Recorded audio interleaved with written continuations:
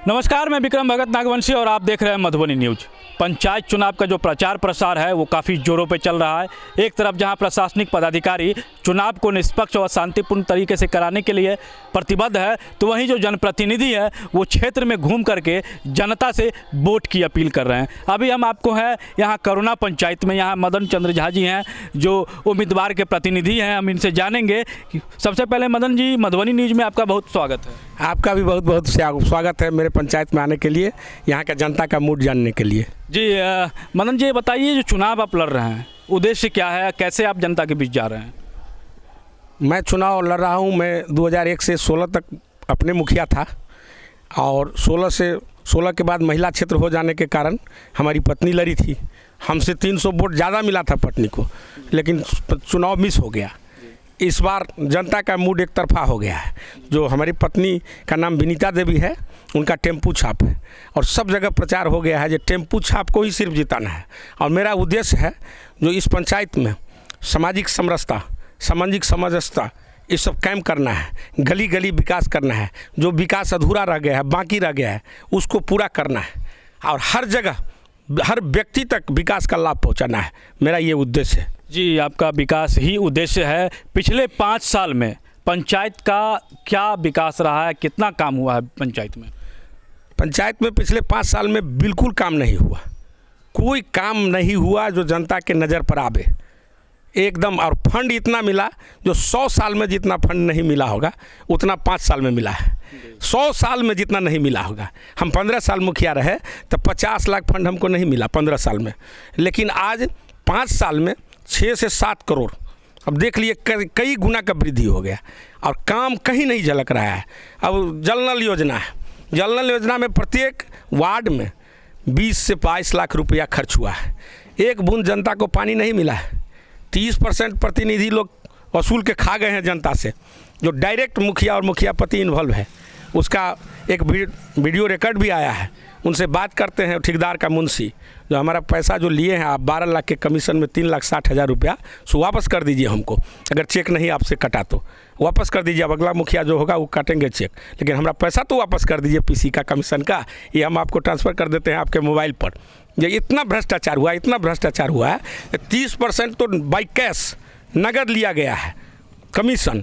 इसके बाद अलग से कमीशन एक पगड़ी टाइप का वो अलग हुआ और 30% प्रत्येक वार्ड से लिया गया है। जब जोड़ लीजिए जो 20 से 22 लाख रुपया एक वार्ड में खर्च हुआ इस जल नल में, उसमें 30% कमीशन ले लिया और जनता को एक बूंद पानी नहीं मिला। कोई काम का योजना हुआ? निश्चित रूप से जो भ्रष्टाचार है वो चरम पर रहा है। आप जब जीत के आते हैं तो पहली प्राथमिकता आपकी क्या होगी? पंचायत में आप कौन से ऐसे कार्य को जो पहले प्राथमिकता के रूप में उसको देंगे? पहले प्राथमिकता के रूप में हम देंगे जो जितना गरीब गुरबा है, अभी पेंशन बहुत लोगों का बंद है, तो वो पेंशन चालू कराना है। इसके बाद नया पेंशनधारी जो है जिसका 60 उम्र हो गया या विधवा हो गई कोई महिला, तो उसको पेंशन चालू करवाना है। कोई विकलांग है, विकलांग का पेंशन एकदम बिल्कुल बंद हो गया यहाँ, और बात विकलांग का पेंशन बिल्कुल बंद हो गया है, वो विकलांग के पेंशन को चालू करवाना है और नया पेंशनधारी को पेंशन सेंक्शन करवाना है। इसके बाद जहाँ विकास कमी रह गया है उस विकास को हम पूरा करेंगे। जल नल योजना को चालू करवाएंगे। जल नल योजना में सरकार का उद्देश्य है जो अच्छा पानी लोगों को मिले। डीप लेयर में बोरिंग गाड़ा जाए, तो डीप लेयर में बोरिंग तो यहाँ गाड़ा नहीं गया। 200 फीट 250 फीट में बोरिंग गाड़ा गया, जबकि 400 फीट का एस्टीमेट है और 200 फीट में गाड़ दिया गया, 250 फीट में गाड़ दिया गया। तो ये फ्लॉप हो गया योजना। हम चाहेंगे जो कैसे वो बोरिंग जो है सो डीप लेयर में जाएगा और सब व्यक्ति को घर घर कैसे सरकार के उद्देश्य को पूर्ति किया जाए जो इस जल नल का पानी पहुँचे। गली नाली है, गली नाली योजना, हर जगह नाली की आवश्यकता है।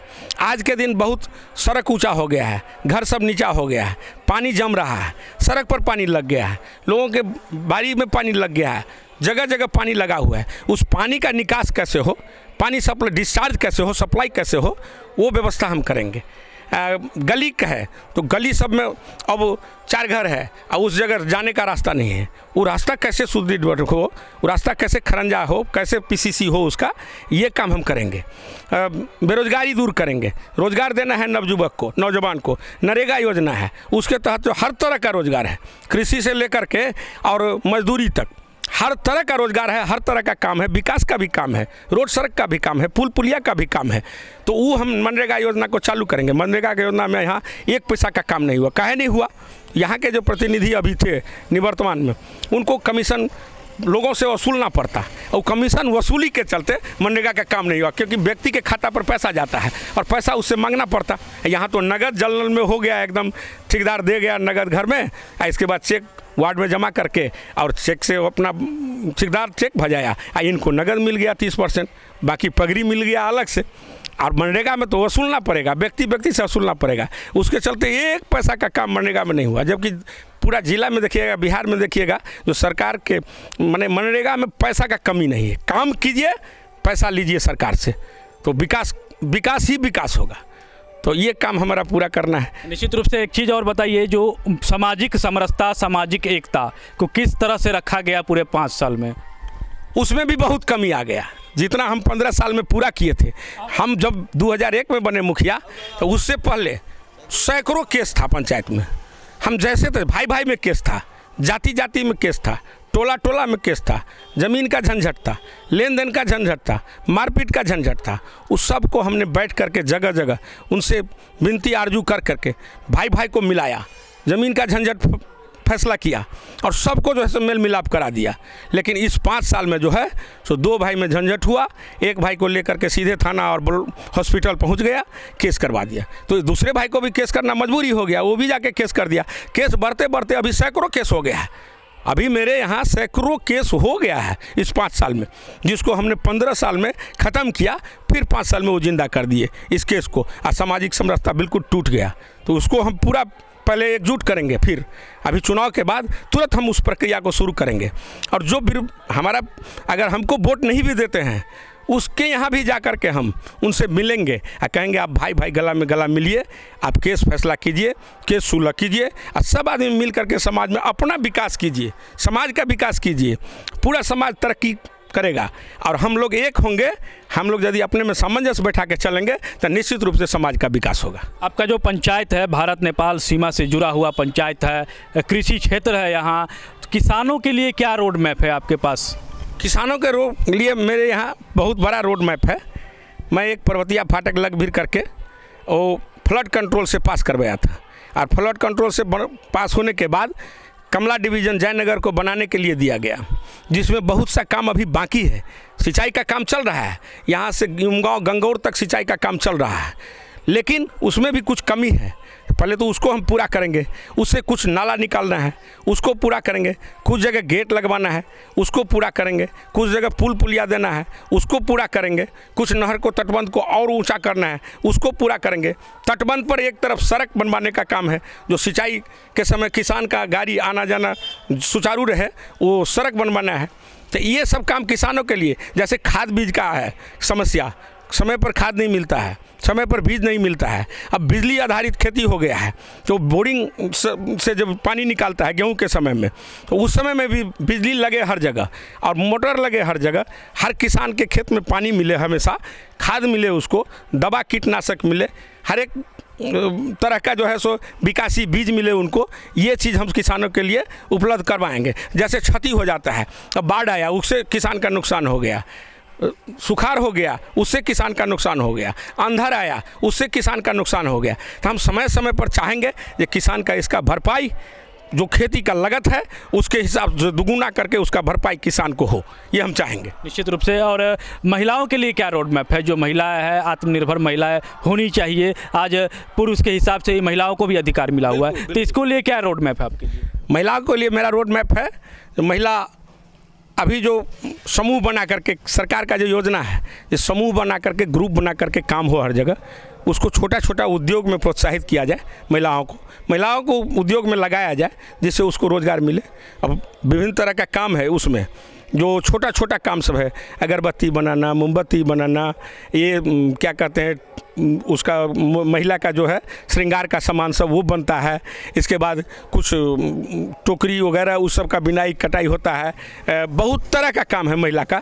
उस महिला के लिए हम चाहेंगे जो अलग से रोजगार हो, समूह निर्माण करके हर प्रत्येक वार्ड में कम से कम 10, 20 समूह, 15 समूह ऐसा बने, ग्रुप बने और सरकार का जो भी योजना है उस समूह के थ्रू लागू हो। जैसे सरकार घोषणा किया था जो मनरेगा के तहत भी महिला को काम देंगे, मनरेगा का फंड भी महिला को देंगे, मनरेगा से भी महिला को काम मिलेगा। तो ये चीज़ लागू हो महिला के लिए, ताकि महिला को अधिक से अधिक रोजगार मिल सके और महिला अपने ऊपर आत्मनिर्भर हो सके। क्योंकि अभी नौजवान चले जाते हैं बाहर, गरीब गुरबा नौजवान बाहर चले जाते हैं, महिला घर पर रहती है, कुछ काम है उनके पास, तो गाय है, बकरी पालन है, गाय पालन है, इसके बाद छोटा छोटा उद्योग लगाना है। ये सब चीज़ महिला के लिए हो, ये हमारा उद्देश्य रहेगा। निश्चित रूप से ये उद्देश्य रहेगा। और अंत में आप जो वोट मांगने के लिए जा रहे हैं, लोगों से वोट मांग रहे हैं, तो जनता से क्या अपील करेंगे? जनता से हम यही अपील करते हैं, जो हमको 15 साल आप देख लिया था, 5 साल, 5.5 साल हमारे प्रतिद्वंदी को भी देख लिया। अब तुलना कीजिए, जो मेरे पास कुछ नहीं था, सरकारी फंड बिल्कुल नगण्य था, 10% भी नहीं था, तब मेरा काम देखिए। और अभी 100% मतलब 100 गुना बढ़ गया फंड, और तब वो काम देखिए। इसके बाद आचार विचार है, व्यवहार है, सबके साथ कैसा शिष्टाचार होना चाहिए, व्यवहार होना चाहिए, ये आपने 5.5 साल में देख लिया है। अब 15 साल भी मेरा देख लिया, और 15 साल के बाद मैं मुखिया नहीं भी था इस बार 5.5 साल में, तब भी मेरा व्यवहार आपने देखा है। तो ये सबको तुलना कीजिए, और तुलना करके हमारी पत्नी जो है विनीता देवी, उनका जो टेम्पू छाप है, उस टेम्पू छाप को इस तरह से बटन दबाइए 15 तारीख के दिन, जो पूरा बिहार में रिकॉर्ड मत से हमारी जीत हो, यही हम अपील करेंगे। निश्चित रूप से रिकॉर्ड मत से जीत की इन्होंने अपील किया है। तो ये थे मदन चंद्र झा जी, जो करुणा पंचायत से लड़ रहे हैं और कुछ कह रहे हैं। हाँ, और साथ ही इस छठ का जो है और समा चकेबा पूर्णिमा है, इस सब का हम शुभकामना देंगे। जो इस पंचायत का जनता, हमारी पंचायत वासी जो भी जनता है, माँ बहन है, भाई बंधु है, नौजवान सब हैं, वो पूरा शुभ करके हम लोगों का छठ हो, अच्छा से छठ हो। और इसके बाद वो समा चकेबा का ये हो, माँ बहन सबको, और नौजवान सब भी इसमें भाग लें छठ में अच्छा तरह से, इसके बाद चुनाव में भाग लें। यही शुभकामना हम फिर देंगे। निश्चित रूप से मधुबनी न्यूज़ के तरफ से भी करुणा पंचायत के तमाम जनता को छठ पर्व की बहुत बहुत शुभकामनाएं। तो ये थे मदन चंद्र झा जी, जो विनीता देवी के लिए वोट मांग रहे हैं, जनसंपर्क कर रहे हैं, हर जगह जाकर के लोगों से वोट की अपील कर रहे हैं। तो बने रहे मधुबनी न्यूज़ के साथ। यदि हमारा फेसबुक देख रहे हैं तो हमारे पेज को लाइक करें, यूट्यूब देख रहे हैं तो हमारे चैनल को जरूर सब्सक्राइब करें। बहुत बहुत धन्यवाद।